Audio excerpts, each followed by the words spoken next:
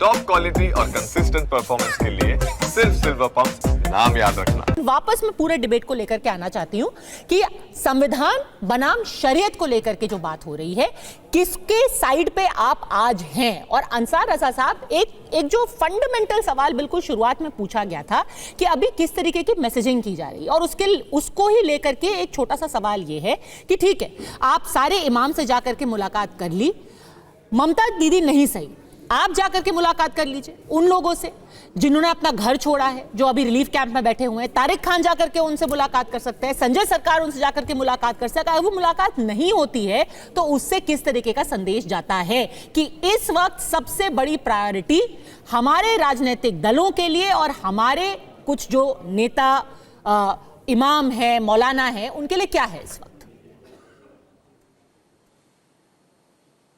पद्मजा जी, देखिए, मैं आपको एक बात बता दूं, ये सब जो कुछ हो रहा है ये सिर्फ इसलिए हो रहा है कि वहां बीजेपी चाह रही है कि साम दाम दंड भेद जो भी हो सके वहां किसी तरीके से हम सरकार में आ जाएं। इसके अलावा कुछ नहीं है। इसलिए अभी वहां के हिंदुओं की फिक्र हो रही है। दिल्ली में जब चुनाव था तो हिंदू खतरे में आ गया था, उत्तर प्रदेश में चुनाव था तो हिंदू खतरे में आ गया था, गोवा में चुनाव था तो हिंदू खतरे में, चुनाव के बाद खतरे से बाहर निकल जाता है। अब इन्होंने टारगेट कर रखा है पश्चिम बंगाल को, चूंकि पश्चिम बंगाल ने, ममता बनर्जी ने बीजेपी की कान में नकेल डाल रखी है, वो ये वहां हावी हो नहीं पा रहे हैं। तो अब कर क्या रहे हैं कि राष्ट्रपति शासन लागू कर दो, अब ये कर दो। अरे बॉर्डर से अगर पश्चिम बंगाल से, अगर बांग्लादेश से कोई आदमी हमारे मुल्क में अनलीगल घुस रहा है तो ये तो बीएसएफ का फेलियर है। अच्छा, इसमें स्टेट सरकार क्या करेगी? अगर ये सारी साजिश बीजेपी कर ही रही है तो आपको तो फौरन वहां सारे हिंदुओं के पास पहुंचना चाहिए, सारे विस्थापित हिंदुओं को एक तरफ आप कर रहे हैं, समझाना चाहिए कि बीजेपी उनकी सबसे बड़ी दुश्मन है।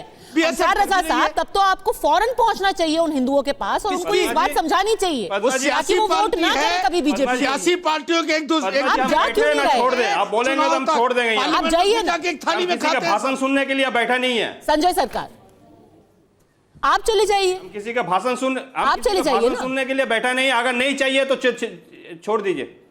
क्या छोड़ दीजिए सर? ठीक है, हम छोड़ दे रहे हैं, हम छोड़ दे रहे हैं, अभी बैठ रहे ना। आप तो बोल रहे चला जाने के लिए। अरे मैं पूछ तो रही हूँ आपसे सवाल, आप चले जाइए, आप मालदा चले जाइए, जितने भी वहां पर विस्थापितों के लिए कैंप्स लगे हुए हैं, आप वहां पे चले जाइए। समझ नहीं पाए।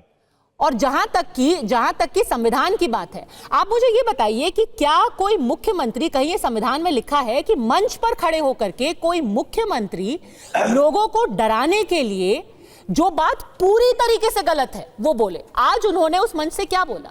मुख्यमंत्री जी ने बोला कि आपको पता नहीं है, जिस दिन भारतीय जनता पार्टी सरकार में आएगी पश्चिम बंगाल में, आपका खाना पीना बंद कर देगी। दिल्ली के जो बंगाली इलाके हैं वहां पर मांस मछली बैन हो गई है, बंद हो गई है। कहां बंद हुई है संजय सरकार जी? दिल्ली का कौन सा वो बंगाली इलाका है? जी, क्या प्राइम मिनिस्टर साहब का बयान चला सकती हैं आप कि अगर ये आ जाएगा तो मंगलसूत्र छीन ले जाएंगे? अरे सर, 3000 बार चल चुका है। अभी आप पहले मेरे को ये बताइए कि बंगाल में, दिल्ली में कौन सा बंगाली इलाका है? आप बोलने दीजिएगा। बोलने ही दे रही हूँ, अंसार रजा बीच में बोले थे, मैं नहीं बोली थी। बताइए दिल्ली का कौन सा वो इलाका है और संविधान में कहां लिखा है कि इस तरीके के स्टेटमेंट दे करके लोगों को डराया जा सके? अच्छा, चितरंजन पार्क में 2 आदमी जाके नहीं बोला यहाँ पर मछली नहीं बेच सकते हैं? बंद हो गई वो चितरंजन पार्क में नहीं बोला था? आपको मांस मछली बंद हो गई वहां? वीडियो क्लिप क्या देंगे? बंद कराने का धमकी दिए तो वहां पर बंद करने के लिए धमकी दिया था कि नहीं? आप खाने के लिए संजय सरकार जी, 140 करोड़ लोग हैं हमारे देश के अंदर, 140 करोड़ मुंह, 140 करोड़ बातें, कोई कुछ भी कह दे, इसका मतलब बैन हो गया क्या? क्या बात है? आपको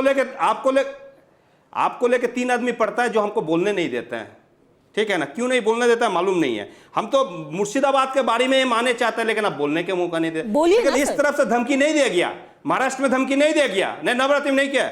और सबसे बड़े बात है, और एक वीडियो दिखाता हूं, ये आपको शमशेरगंज में पकड़ा गया था बंदे को। ये नहीं, आप सुनिए, मुर्शिदाबाद के लिए इतना बड़े बड़े बात बोले हैं ना, आपको तो थोड़ा सुनने पड़ेंगे ना धीरज। क्यों आप मेरे बारे में इतना बोलने के मौका नहीं देते? क्यों नहीं? हमको मालूम नहीं है। लेकिन मुर्शिदाबाद में ये बिहार से 2 आदमी आया था जो भीड़ों में भीड़ गए थे। उसका एक नाम के आशीष कुमार, दूसरा नाम का दीपक कुमार, पटना में दीघा में उसका घर पड़ता है। ये वीडियो इसमें है, आपको चाहिए तो वीडियो दिखा देंगे। जो दाढ़ी रख के, टोपी पहन के, लुंगी पहन के पैजामा कुर्ता पहन के वो एक इलाका में हंगामा करने के लिए जाए, वहां का आदमी लोग इसको पकड़ लिया है। मेरे पास वीडियो सबूत को साथ, आप बोलेंगे दूसरा यहाँ का नहीं है, इसके लिए वीडियो आपको भेज सकते हैं, नंबर 1। अच्छा, नंबर 2 बोलिए तो जो बोल रहे हैं यूपी में जो 5 आदमी को पत्थर से मार के हत्या कर दिया गया, उसको घर जलाया गया है, लेकिन बिका हुआ पत्रकार ये सब बोलेंगे नहीं, बोलने में डर लगता है कि वो यूपी के बारे में बोलेंगे। अच्छा, फतेहपुर में जो 3 किसानों को जो हत्या कर दिया उसके बारे में बोलेंगे नहीं।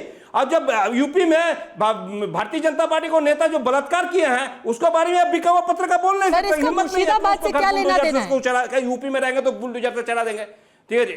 नहीं, मैं बोल रहा, आपको बोलने दीजिए ना, इसी लेना देना है। अगर पत्रकार अगर निष्पक्ष नहीं रहेंगे तो पत्रकारिता नहीं होता, बिका हुआ पत्रकार होता, भगवा पत्रकार हो जाता है। अगर यूपी उसको दिखाई नहीं देता है, 1500 किलोमीटर दूर बंगाल देखा, 1600 बंगाल दिखाई देता है इनको, लेकिन नजदीक दिल दिया है। हम इस देश में रहते हैं तो देश में हर राज्य ही हमें दिखाई देता है, सबको ही दिखाई देता है। जो चेन्नई में रहता है उसको भी कलकत्ता दिखाई देता है, जो कलकत्ता में रहता है उसको भी चंडीगढ़ दिखाई देता है। लेकिन आपने सवाल का जवाब नहीं दिया।